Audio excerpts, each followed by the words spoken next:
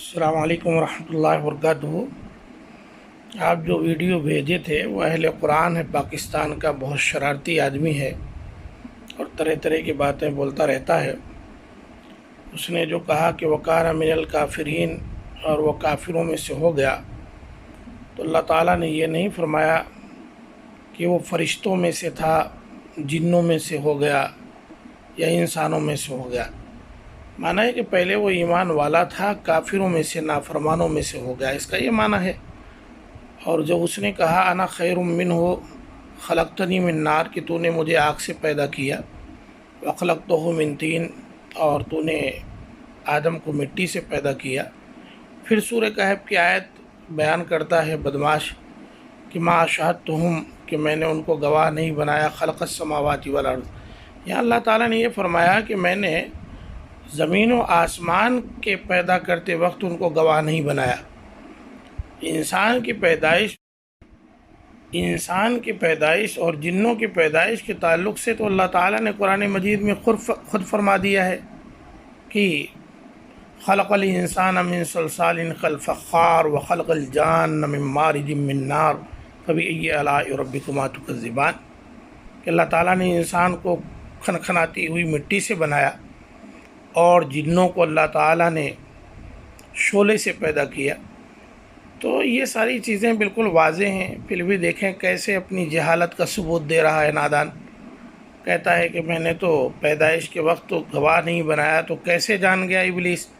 ارے وہ نادان، زمین و آسمان کی پیدائش کے وقت اللہ تعالیٰ نے ذکر کیا ہے۔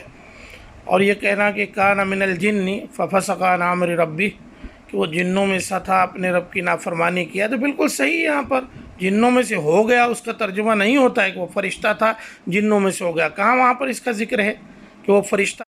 قرآن مجید سورہ تحریم میں اللہ تعالیٰ نے فرمایا فرشتوں کے تعلق سے کہ لا یعصون اللہ ما امرہم، کہ فرشتے جو ہے اپنے پروردگار کی نافرمانی نہیں کرتے ہیں، ویفعلون ما یؤمرون، وہ وہی کرتے ہیں جس کا حکم انہیں دیا جاتا ہے۔ اگر ابلیس لعین فرشتوں میں سے تھا تو فرشتے تو اللہ کی نافرمانی کر ہی نہیں سکتے، قرآن مجید نے کہا ہے۔ جب وہ نافرمانی کر دیا تو اس کا معنی وہ فرشتوں میں سے نہیں تھا، اور خود وہ اقرار کر رہا ہے کہ جو ہے وہ آگ سے بنا ہوا ہے۔ قرآن کہتا ہے وہ آگ سے بنا ہوا ہے، اور وہ جنوں میں سے تھا۔ قرآن نے صاف طور پر واضح کر دیا کہ کان من الجن ففسق عن امر ربہ، کہ اپنے پروردگار کی نافرمانی کیا ہے اور وہ جنوں میں سے تھا۔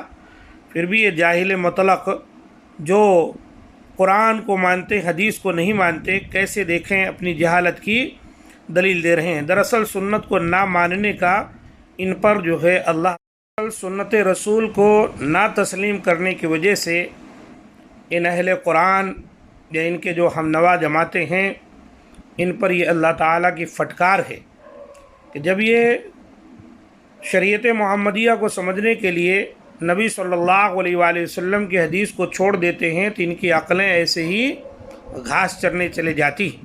اتنا واضح فرمان ہے، اس کے باوجود بھی دیکھیے کیسے نادانی کر رہا ہے۔